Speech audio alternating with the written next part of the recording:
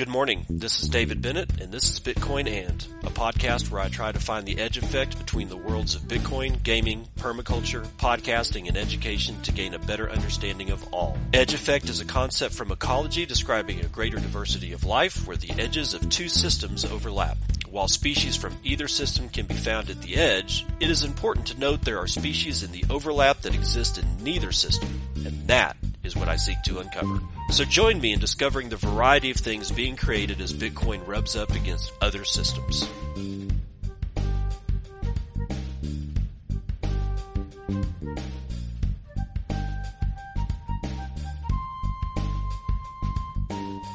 Yes, sirree. It is 10:34 a.m. Pacific Daylight Time. It is the 18th day of September, 2024, and this is episode 956 of Bitcoin. And, well, let's just get on with the show because I got a lot of stuff to cover today. News item number one: River has secured over $800 million worth of Bitcoin and launches its proof of reserve. Bitcoin magazine Vivek Sen writing this one. River, a leading U.S. Bitcoin exchange, has launched River Proof of Reserves to provide clients with verifiable proof that their Bitcoin holdings are fully reserved.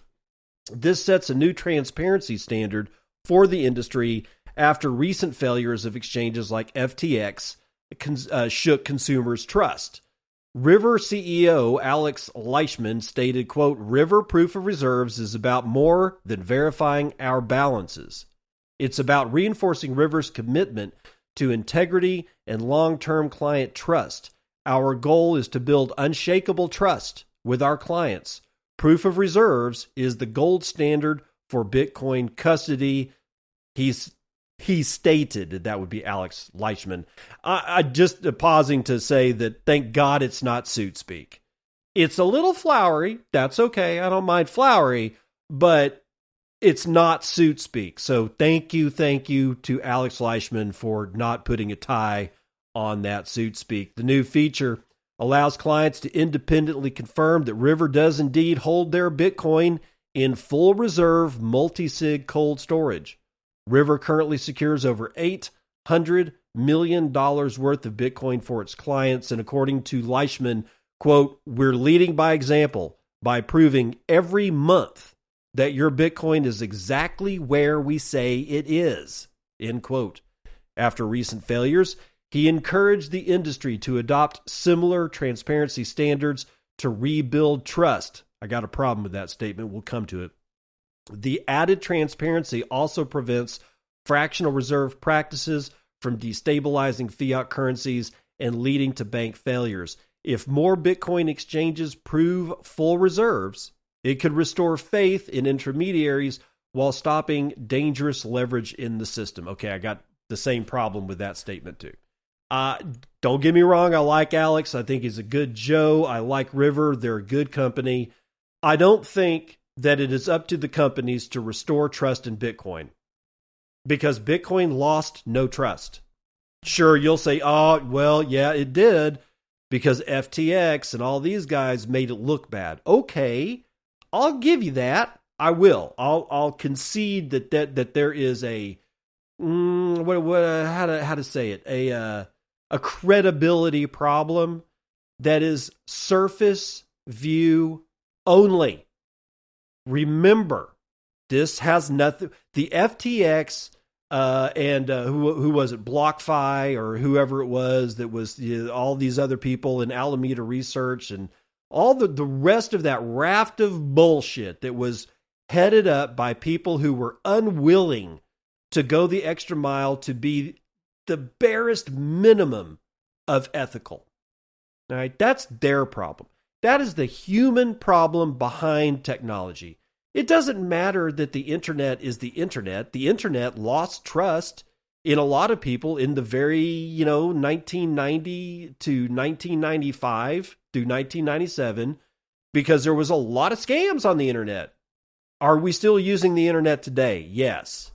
Was it up to anyone to restore the trust in the internet? No, nobody actually came to the fore and said, we're going to do X so that we can restore trust. It is not up to us. It is not up to Alex Fleischman. It is not up to Arthur Hayes, who we'll hear from later in the show. It's not up to these people. These people have just sure, they have the ability to restore trust because they have the innate ability to detract from trust. But this is Bitcoin. It needs no trust other than minting a block roughly every 10 minutes and ordering the transactions in said block and giving out the subsidy and fees for that block to whoever mined it.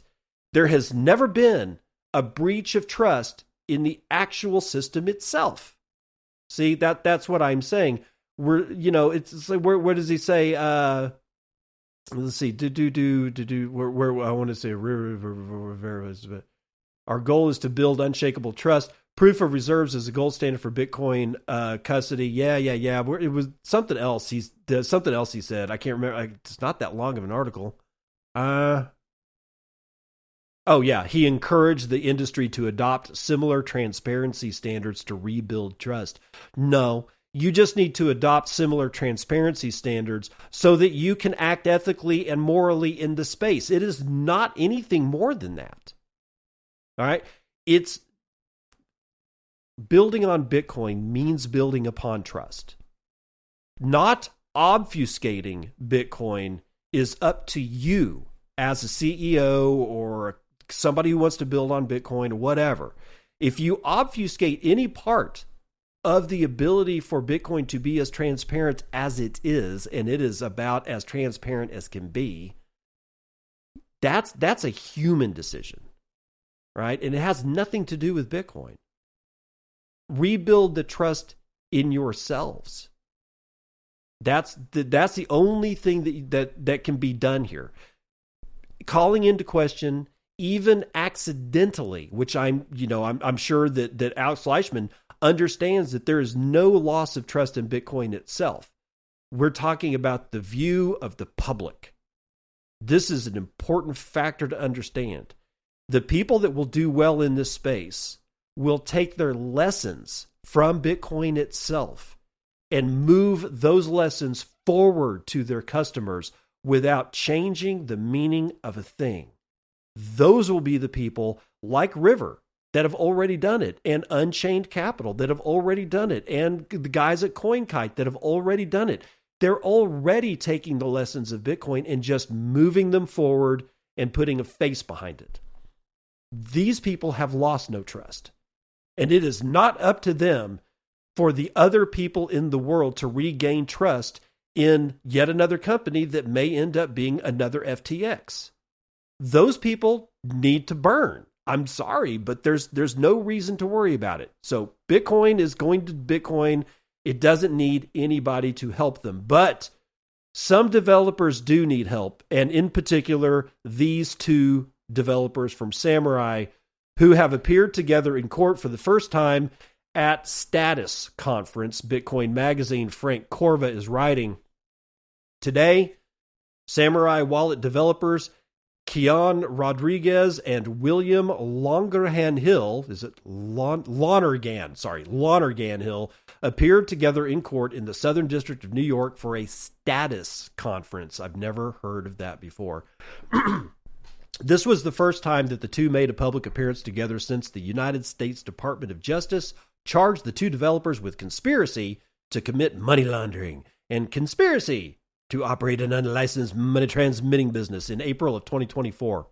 It is also the first time either of them have appeared in court since Hill appeared ahead of his bail release in July and Rodriguez first attended a court hearing in May. The prosecution addressed the court first, stating that it had produced, quote, voluminous batches of discovery, end quote. It made the first batch available to the defense in mid-June of 2024.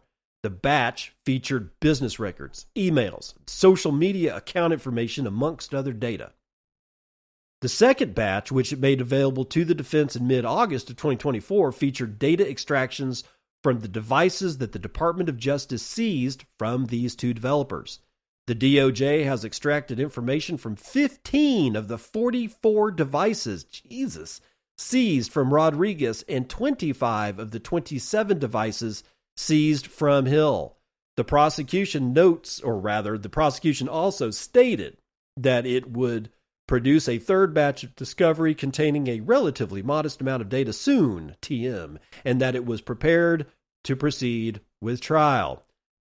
Rodriguez's attorney made the case that it was premature to set a trial date as the defense has yet to review all of the discovery made available in mid-August 2024. The defense also said that it has yet to come across any evidence showing that Rodriguez or Hill operated an unlicensed money transmitting business. Hill's attorney stated that they've received 8 terabytes worth of discovery. That's more, 8 terabytes. 8 terabytes contains the amount of information that's in the Library of Congress. I don't know that for sure, but prove me wrong, because I'll bet you that there's not 8 terabytes of data in the Library of Congress. I'm just saying. This is a little ridiculous. To put this amount of data in context, he explained that this was the equivalent of 75% of the amount of information in the Library of Congress. I guess we're thinking the same way.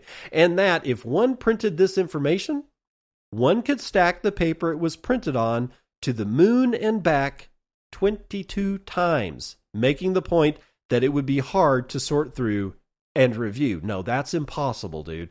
Hill's attorney also referenced the letter from Senator Cynthia Lummis and Ron Wyden, in which the lawmaker stated that the DOJ's unprecedented interpretation of the U.S. Department of Treasury's Financial Crime Enforcement Network statute regarding operating an unlicensed money transmitting business contradicts the very intent of the rule itself. For this reason, he proposed a motion to dismiss the charge. The judge denied this request and scheduled a follow-up hearing for December 17, 2024 at 10 a.m. Eastern. In the second portion of the conference, Rodriguez's lawyer requested 2 modifications to his bail conditions. He requested that the court remove Rodriguez's home detention mandate and that the court modify restrictions on his ability to transact with cryptocurrency, some of which was proceeds from Samurai. Zach Shapiro, legal fellow at the Bitcoin Policy Institute, later explained to me that the second modification was requested in part so that Rodriguez could use Bitcoin proceeds from Samurai to pay his legal fees. Yeah, no shit, dude. Rodriguez's attorney argued that home detention was unduly restrictive and unnecessary and that Rodriguez is not a flight risk. The defense also cited 2 instances in which Rodriguez had the opportunity to flee but didn't in its efforts to make the case that he no longer needed to wear a location monitoring device. The prosecution pushed back, arguing that Rodriguez's home detention was necessary to ensure that Rodriguez continued to appear for trial. It also stated that the charges being levied against Rodriguez for running a cryptocurrency money laundering business were severe, and that Rodriguez was potentially facing a sentence of up to 25 years. Well, the prosecution went on to cite evidence from handwritten pages that it had obtained from Rodriguez's home containing details about how he would flee the country to a jurisdiction from which it would be difficult to extradite him. This information included a list of different passports as well as having $10,000 in cash, a burner phone, an unused SIM card, and various mnemonic phrases for crypto assets, amongst other items. Oh no, that does not look good. Rodriguez's lawyer argued that his plan applied to what Rodriguez would do in the case of a more general emergency, while the prosecution argued that this was Rodriguez's current escape plan. The prosecution stated that it was a pretty good plan, and that if it doesn't feel that it's appropriate to stop monitoring Rodriguez at this time. However, the prosecution did say that it would consider allowing Rodriguez certain freedoms if petitioned without including any specifics. The judge did not allow for the modification of the bail conditions and asked both the prosecution and the defense to get moving on the case. So, Rodriguez had, according to the prosecution, they found handwritten evidence that he was going to flee the country and had extra passports and a burner phone and an unused SIM card and 10 grand in cash and mnemonic phrases. I honestly, wow. I mean, wow. If true, then Rodriguez wasn't really thinking outside the box in how he was going to hide that information when, if and when, well, actually not if, basically it's just a when the feds came knocking on the door and got everything from his house. So this begs the question, if it was you, where would you hide your escape plan? Because if it's anywhere in your house, it's not safe, even if it's within a safe, because they will rip the safe out of the wall, or they will jackhammer it out of a concrete floor, and they will take that son of a bitch to one of their, many people that can open safes for them. And believe me, the feds have them, and they will open that safe. They will open that safe and they will get that shit. So putting your shit in a safe isn't safe. It has to be away from you. Where would you be able to put that particular kind of information and money and unused SIM? Where would you put it? You can't put it into a safe deposit box because that's attached to your name. So they're going to abscond with that. If you put it at, like, let's say your sister's house, they're probably going to search your sister's house. Or your sister's going to go, I'm not getting anywhere close to this shit. This is your cat. You feed it. I'm not doing that shit. So you can probably just understand that your family members aren't going to want to keep your escape the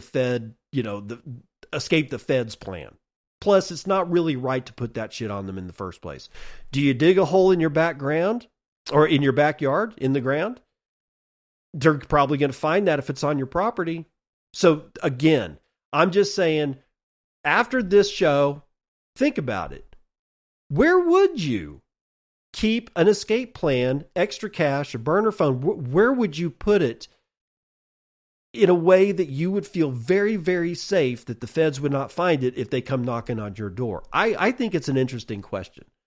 But Arthur Hayes has a different kind of question altogether. From CoinDesk, Omkar Godboll, Fed rate cut, which should be coming in about 9 minutes, could crash crypto markets, but the era of central banks is over.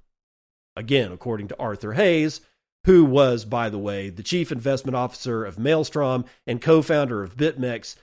He's made this bold statement that risk assets, including cryptocurrencies, could crash a few days after the first Fed rate cut, which is expected to be announced very, very shortly.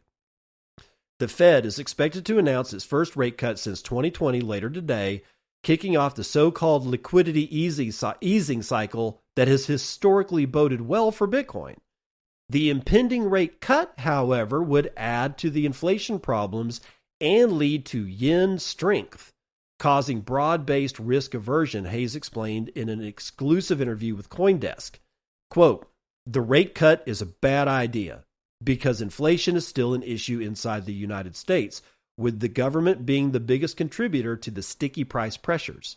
If you make borrowing cheaper, it's going to add to inflation," Hayes said. Quote, "The second reason is that the interest rate differential between the United States and Japan narrows with rate cuts. That could lead to a sharp appreciation in the yen and trigger an unwinding of the yen carry trades yet one more time," Hayes added.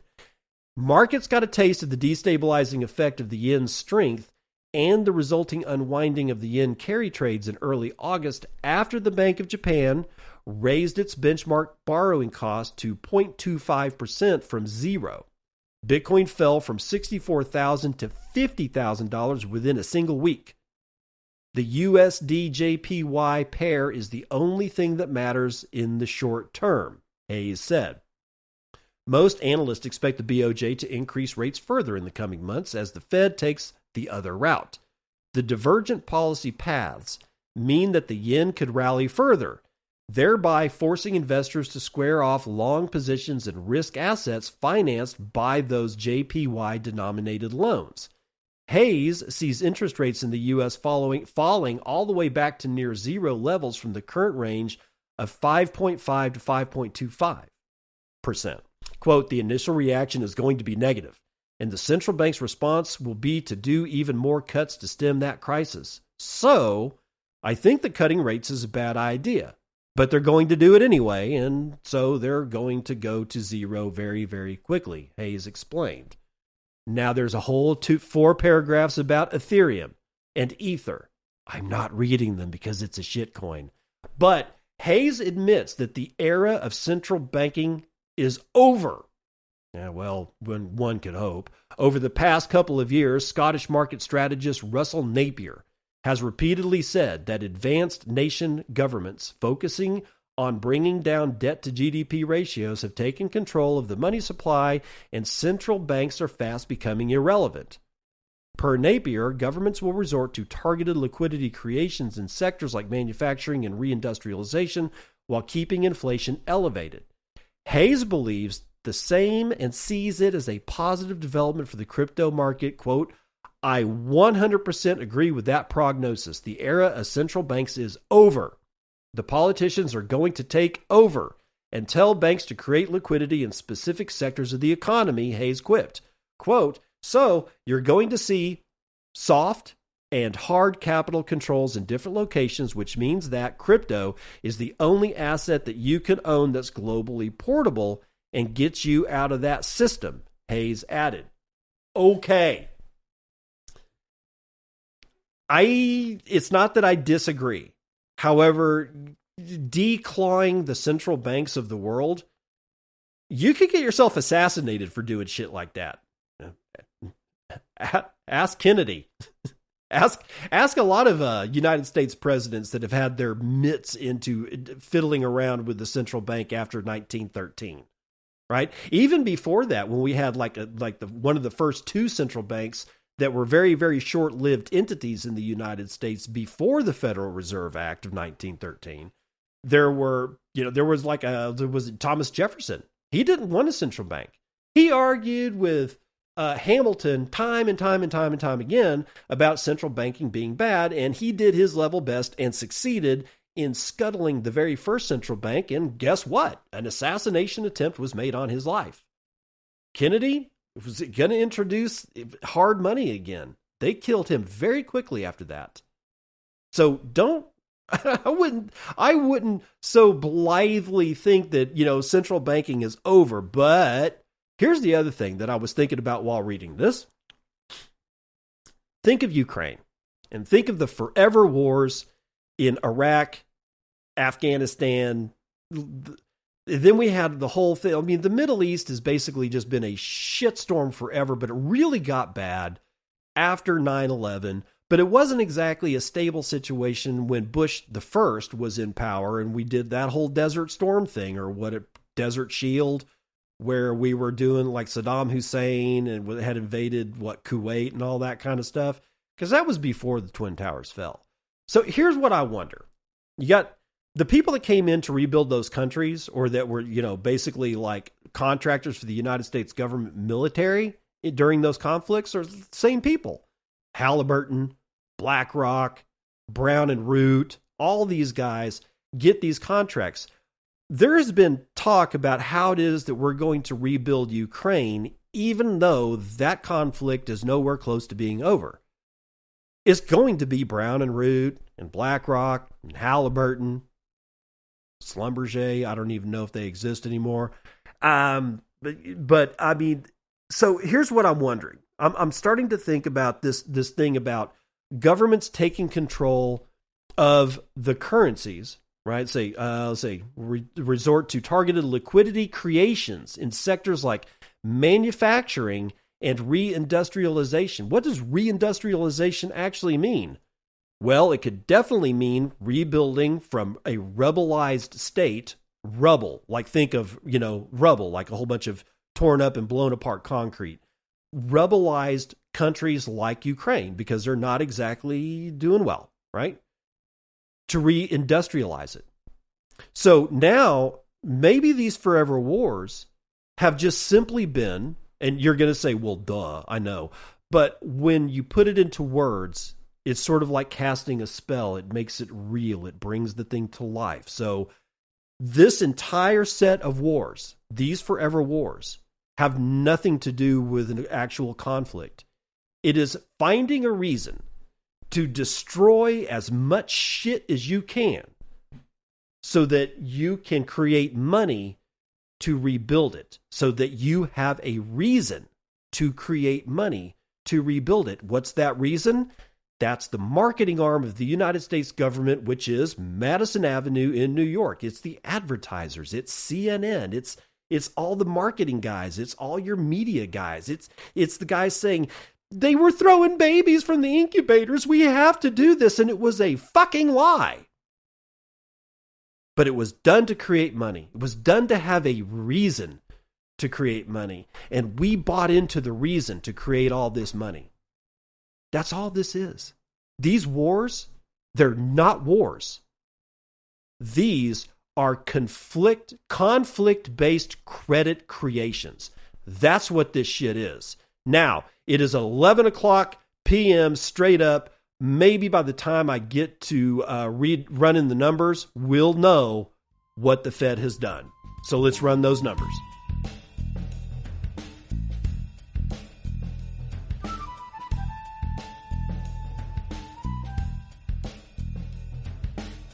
And the Fed has slashed interest rates by 50 bips. They went aggressive. They didn't take the 0.25% slash. They didn't do it. They went for the whole hog. They're doing it. They're doing it. They're doing it. Let's see if there's any effects in the markets as of yet, because this just dropped. Oil is down 0.65% to $70.73 a barrel. Brent North Sea is down a half to 73.38. Natural gas is down 2/3 of a point to $2.30 per thousand. And gasoline is moving sideways, just a hair above $2 a gallon. Gold moving, well, it's 1/10 of a point. It just flipped over. It's 1/10 of a point to the upside, but below 2,600 to 25.95. Silver is down over a point. Platinum is down just at a point, and copper is up almost a half, while palladium is sucking swamp water at 3.15% to the downside. Let's see. Ag is fully mixed today. The biggest winner is sugar. It's up. Oh, well, wow, 6% to the upside. Holy smokes, man. We got the sweet tooth. Cotton is down 1.66%. Live cattle is moving sideways. Lean hogs up 0.14%. Feeder cattle also moving sideways. Let's see what the equities are doing. Nothing. They're not budging. All of them moving sideways. The Dow is down 0.06. The S&P is down 0.04. The NASDAQ is up 0.03. See, it's just moving sideways.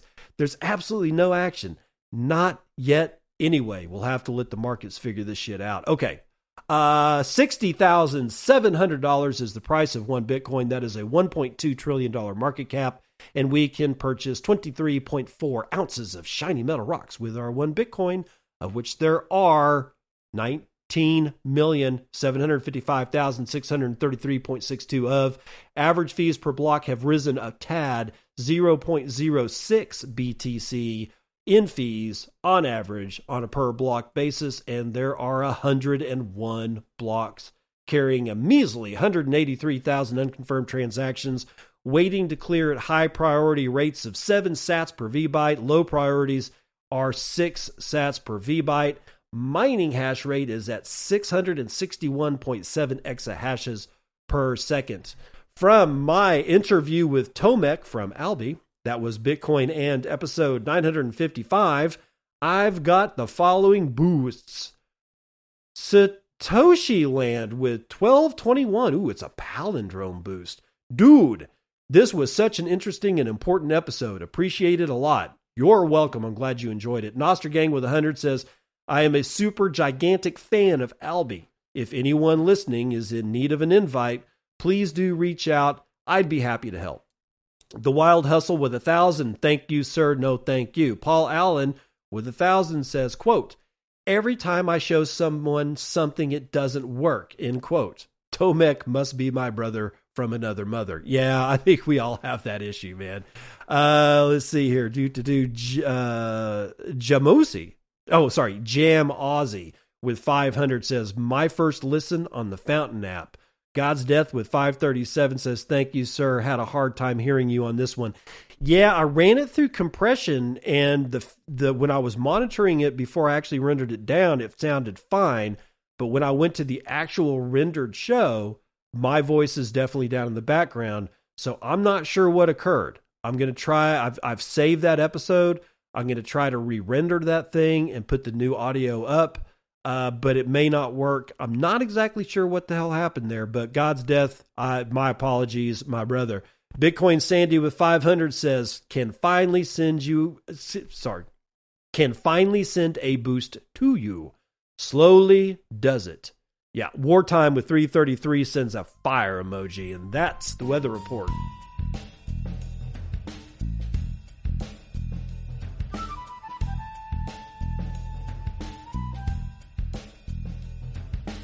Welcome to part 2 of the news that you can use. Keychat app version 1.19.7. InSec login and medium groups. Keychat is a private chat app. It's built on eCash, specifically Cashew, the nostr protocol, and Signal protocol. It's available only on Android. Bummer, dude. Quote, Keychat is inspired by the postal system. Stamps, post offices, letters, that kind of thing. Keychat uses Bitcoin eCash as stamps and nostr relays as post offices. Keychat uses Signal protocol to ensure message encryption security and metadata privacy, states the project description. Quote, Keychat is currently not stable enough, so early testers can only download it through the Android APK.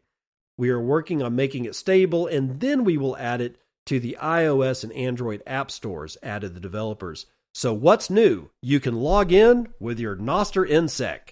You can add medium groups based on the Signal protocol and modify the notification system to use Google FCM. Here is the blurb directly from Keychat. When we started conceptualizing Keychat, we aimed to design a chat application that surpasses Signal. Our design process was divided into 4 steps. First, Keychat addresses issues of user sovereignty. It opts to use nostr public keys as IDs and nostr relays for message transmission. Users fully own their IDs, which are not registered on any server. They can choose which relays to use. Secondly, Keychat aims to solve the security issue of message encryption by implementing end-to-end encryption that ensures both forward secrecy and backward secrecy. Keychat implements the Signal protocol on the client side without the need for a coordinated server. Existing nostr relays only need to handle the transmission of encrypted messages. Third, Keychat tackles the problem of metadata privacy. A major issue with the original nostr DMs is that metadata is not only exposed to relay operators, but also to other users. Keychat separates the sending address and receiving addresses from the ID, updating these addresses for almost every message. Almost isn't quite there, is it?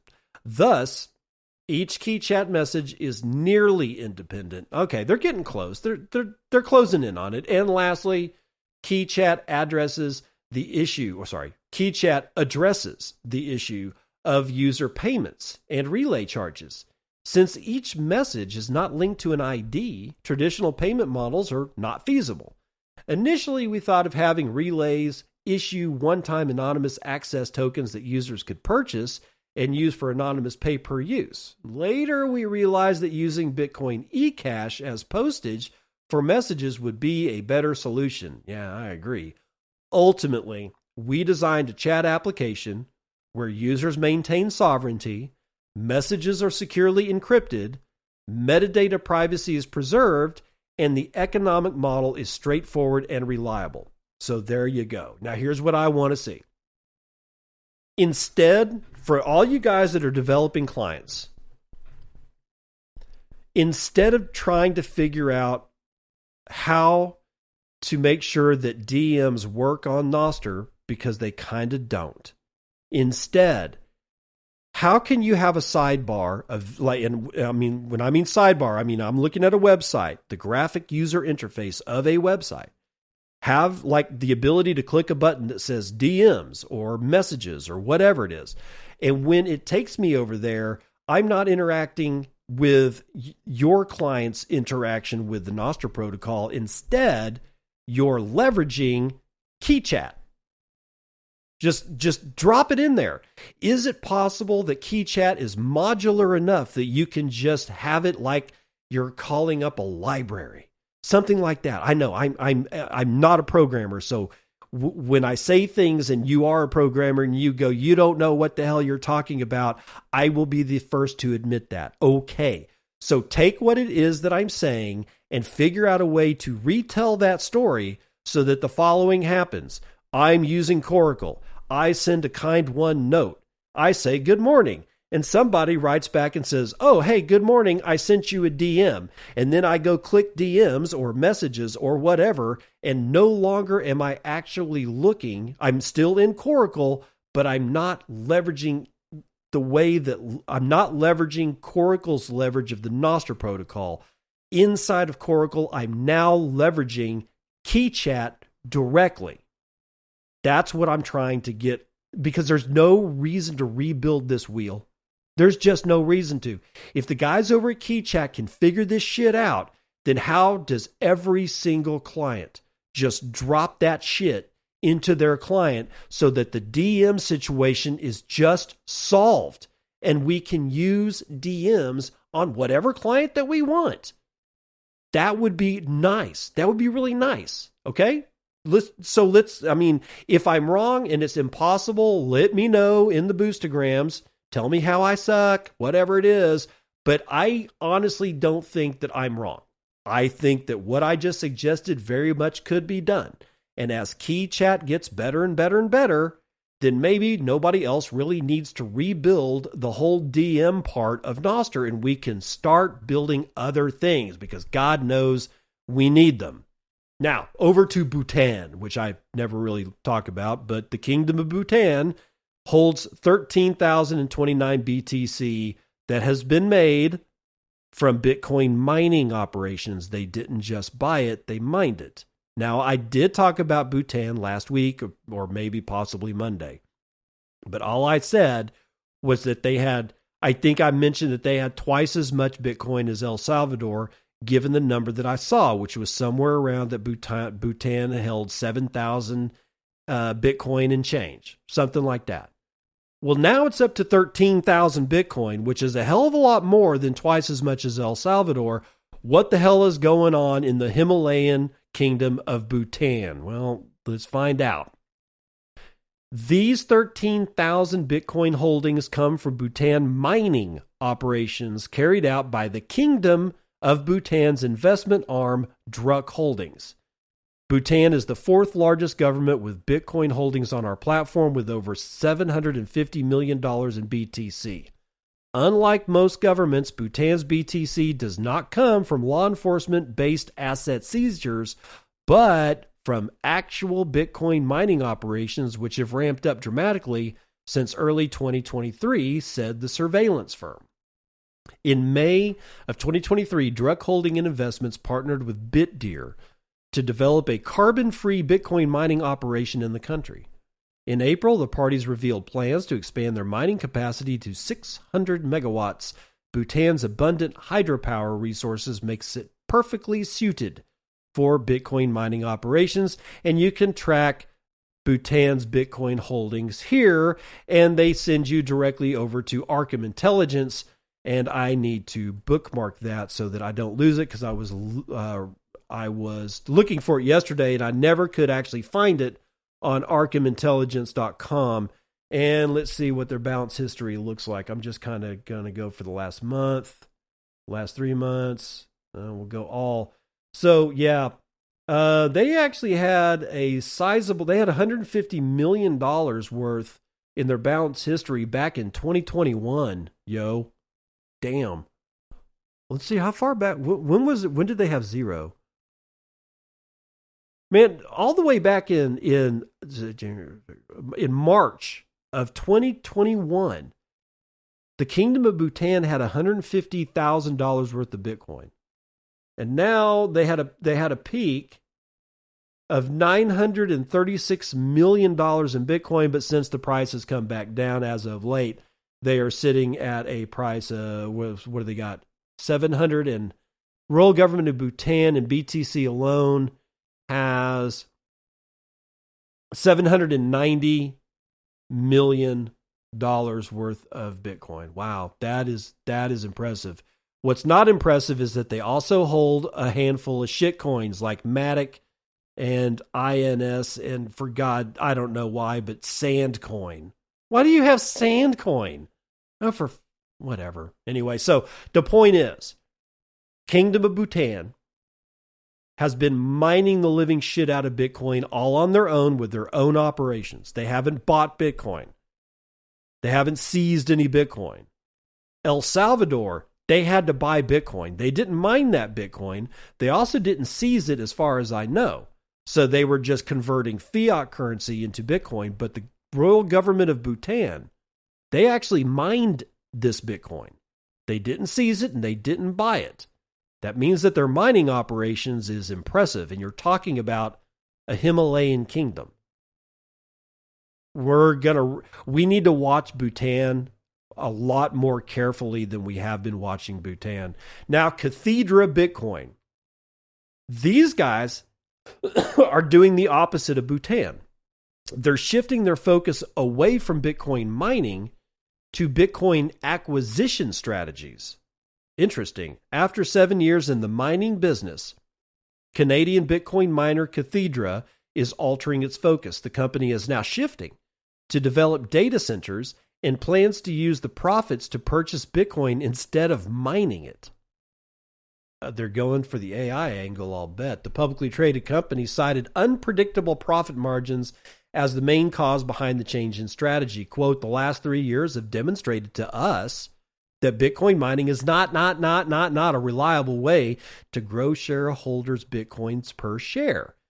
Indeed, 9 of the 10 largest by market capitalization publicly listed Bitcoin mining companies hold less Bitcoin per share today than they did 3 years ago, the company stated in a memo. Cathedra plans to shift towards developing data centers to generate predictable cash flow for purchasing more Bitcoin. Other tactics may include borrowing against balance sheet assets, using Bitcoin-linked derivatives to generate income, developing new assets from proceeds of financing, and issuing debt and hybrid securities for acquiring yet more BTC. The company will also continue its existing mining operations and retain the Bitcoin it produces, indicating that mining will not be completely abandoned. Quote, going forward, we will make all capital allocation decisions with the intention of maximizing our shareholders' per share Bitcoin holdings. This is a philosophy we have always held in our minds, now formalized as our explicit policy and primary objective in stewarding shareholder capital, reads the memo. Cathedra currently holds a mere 43 BTC, or a paltry 5 Satoshis per share. Quote, we look forward to reporting our progress to shareholders over the coming quarters and years, as was stated in the announcement. Read more about the rationale behind the, quote, sats per share metric for valuing public companies in a recent issue of Marty's Bent. And I'm gonna be a good little person. And even though you're not supposed to, what am I saying? You're not supposed to, good Lord. You're not supposed to toot the horn of people that could be considered your competitors in the space. I love Marty and all the other guys that are in this space. And when something important like this comes out, I have no problem at all making sure that you guys have access to what he wrote about, because what he wrote about is this issue of sats per share. And Michael Saylor a couple of days ago, I think, kind of prompted some of this writing from Marty. So I'm including the link to Marty's Bent that he talks about this in. But in that Marty's bent, let me go do it now. There is this, hold on. Yeah, TFTC put this note out on X. Get rid of your blue check, bro. MicroStrategy announces a $700 million private offering of convertible senior notes with plans to use the proceeds to acquire more Bitcoin. This offering includes an option for an additional $105 million. And then but basically he's going on to say that somewhere I saw Michael Saylor make a quote about sats per share or Bitcoin per share, as a metric for shareholder value. This actually makes a lot of sense, right? Because now we're looking at what's on your books as a publicly traded company that has outstanding shares that are owned by John Q. Public. What does John Q. Public actually get when John Q. Public buys a share of your company? Well, John Q. Public doesn't give a shit about Karen and human resources. What he does give a shit about is that your company is well managed, is actually making a profit, and that profit is realized through either dividends per share on a per share basis to John Q. Public, or that John Q. Public's value of the share is backed up by actual assets on the company's balance sheet. And as well, let's say back in the old days when people were just stacking US dollars, that made John Q. Public very happy. But now, as we all know, stacking dollars is not necessarily a very unvolatile way to save money because of the way that we devalue money hand over fist here in the Western countries of the world. So now we need another asset to hold. And in this case, it's Bitcoin. And it's being denominated either in Bitcoin per share or, and it makes more sense this way, Satoshis per share. Now, Cathedra only has 5 Satoshis per share.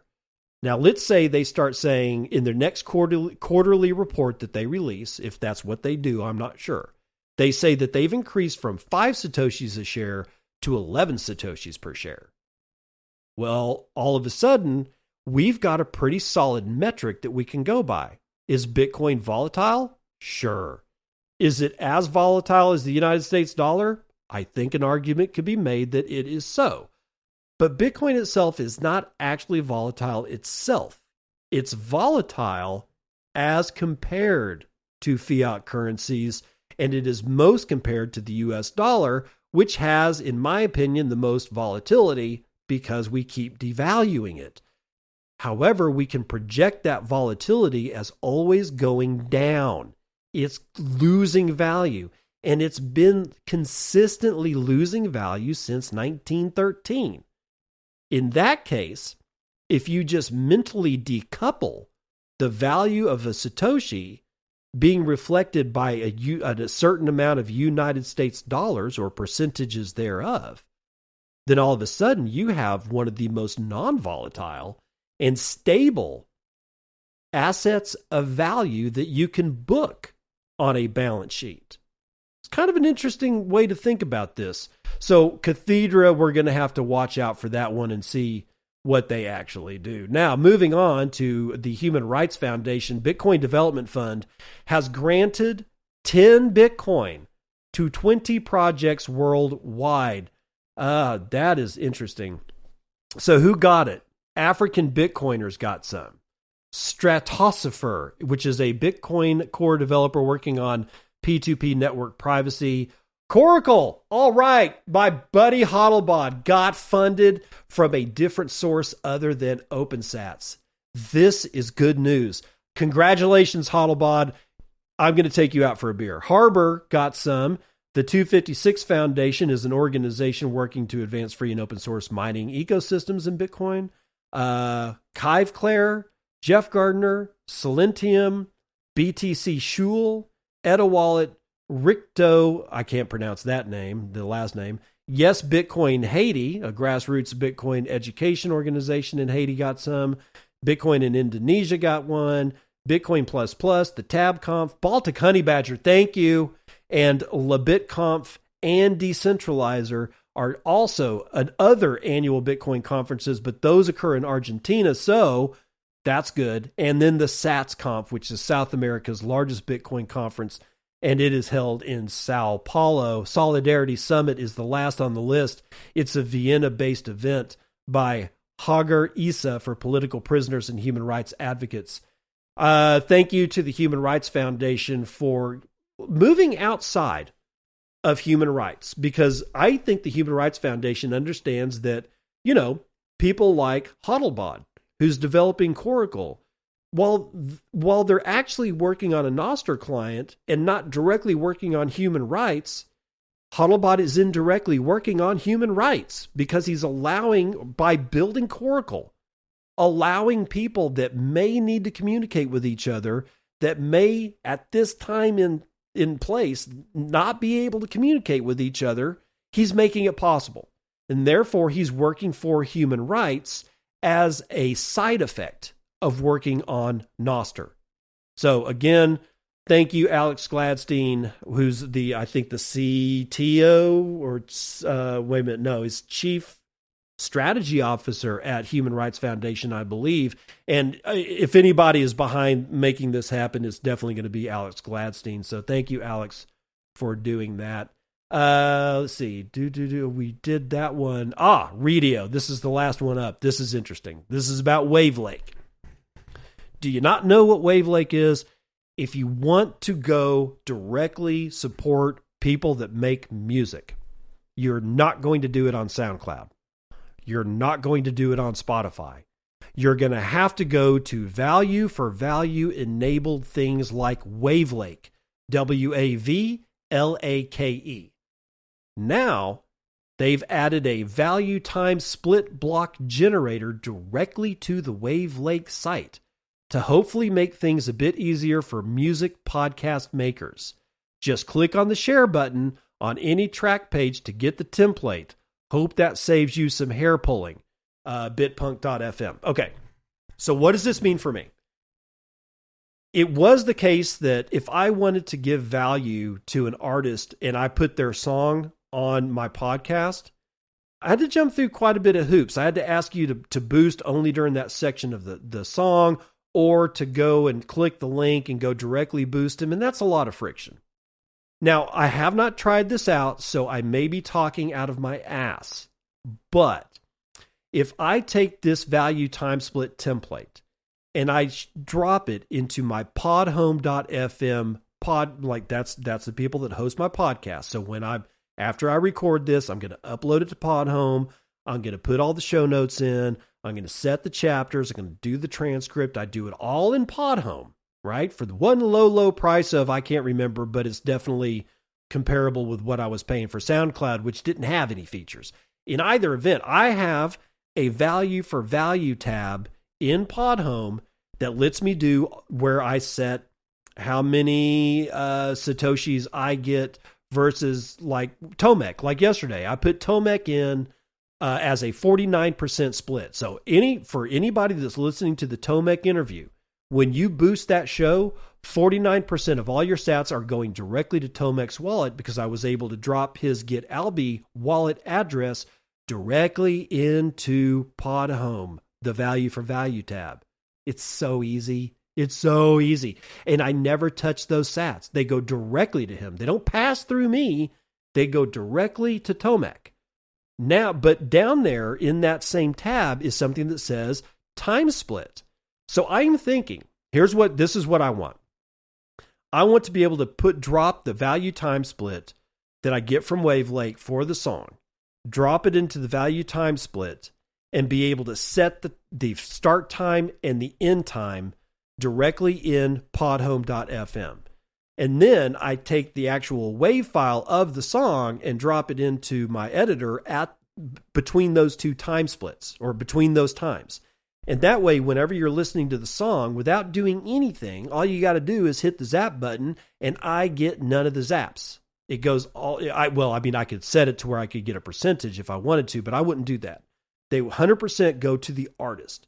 So if I put like Man Like Quex, one of the artists right now, the super hot artist on Wavelake, if I drop one of his songs, go grab the value time split template for that song and drop it into podhome.fm and set the beginning and ending time, then when you're listening to that song and you zap or you boost or you do anything, it doesn't come to me.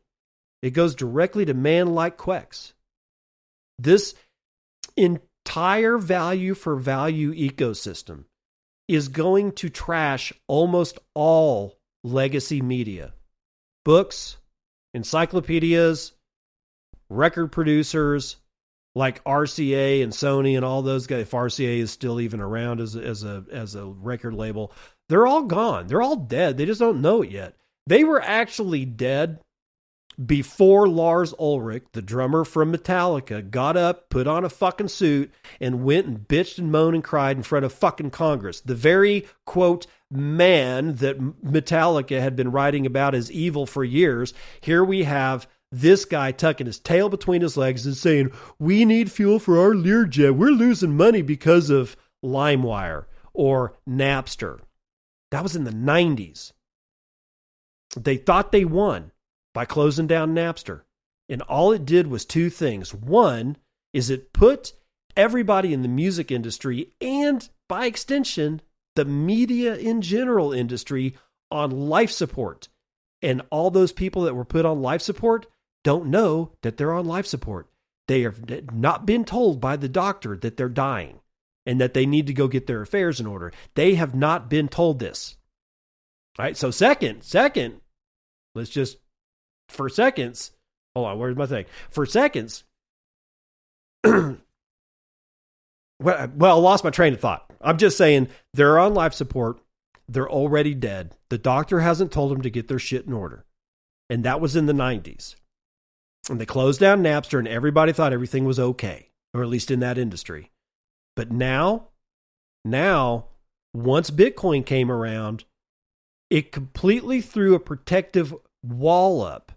And what we're building behind the wall that is Bitcoin is the value for value, podcasting 2.0, and all the other new media that's going to basically be, that's what our children are going to be watching for their news, how they're going to read their books, how they're going to listen to music. Spotify, SoundCloud, Sony Music, CNN, MSNBC, the New York Times bestseller list. No, I'm serious. The New York Times bestseller list is one of those stalwart things. Kiss it goodbye. It's been on life support since Lars Ulrich stood up and whined to Congress. If you want to see the demarcation, the mark of where everything changed, it wasn't 9/11. It was Lars Ulrich. When he bitched about Napster, that was it for mail. That was it for music, for movies, for books, for bestseller lists, for reviews, for online stores, for all the news media that you could possibly ever want, for all the magazines that you could possibly ever think of. Everything got put on life support when Lars Ulrich put on a tie. What we're building behind the wall that is Bitcoin is so profound and so large that I don't think any of us can actually get the full picture. It would be like the guy working, like your job is to work on this one hose, on this landing strut, on this vehicle that we're building. And so all that person's attention is focused on how do we make sure that this hose connects to this connector and we get it over this connector and make sure that it doesn't kink while the landing gear is lifting up and all that. And what he doesn't see is that a mile and a half away, on the other end of this mile and a half long ship, somebody's working on a heat shield on the jet engine. There's no way you can see that far. A mile and a half down the road.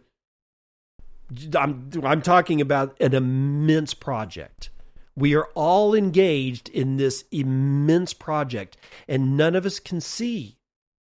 We're too busy building. We don't have time to walk so far away from it and get on a high enough mountaintop so that we can take an entire overview of the project that we're all working on. But we are all working on it. If you're listening to my voice, I guarantee you're working on it. If you're using Nostr, you're working on it. If you use Wavelake, you're working on this project. If you use Bitcoin and eCash and Lightning Network and Fedimints and any of that shit, you've completely gutted central banking. They're dead. They just don't know it yet because they're on fucking life support and the doctor hasn't told them to get their shit together. That's why I smile sometimes. Nothing can stop what's coming. There's not an amount of wars that you can engage in. The only thing you could do is launch all nuclear weapons on the face of the planet all at once and make sure that they're spread out enough to kill the maximum amount of humanity that you possibly can kill, and you won't kill all of us. Life will find a way, and humans are the best at that shit. Humans will survive that. You think I'm crazy, but no.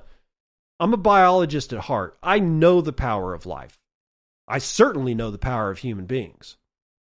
There's no way that you can strip that away.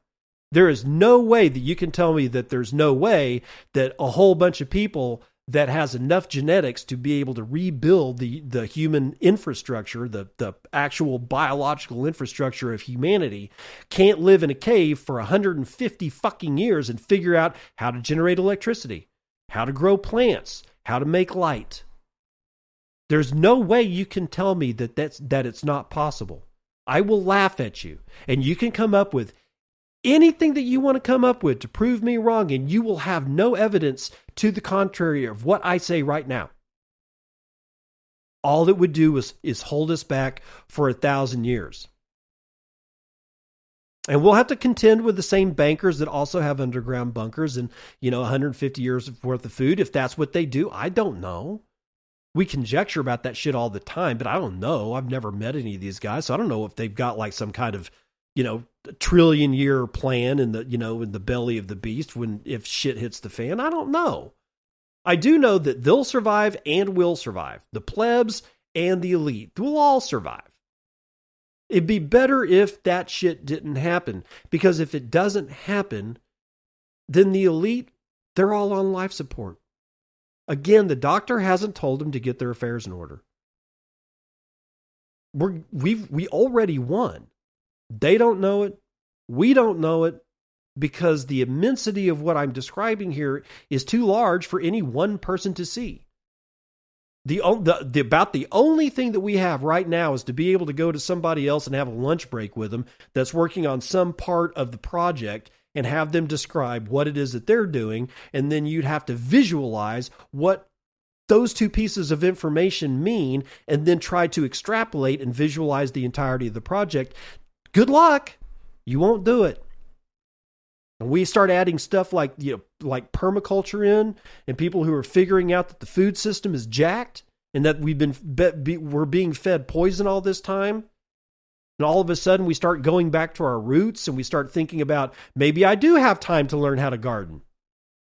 And there's other things that are coming up. Maybe there's somebody who's like, I'll tell you what, I'll turn your front yard into a garden.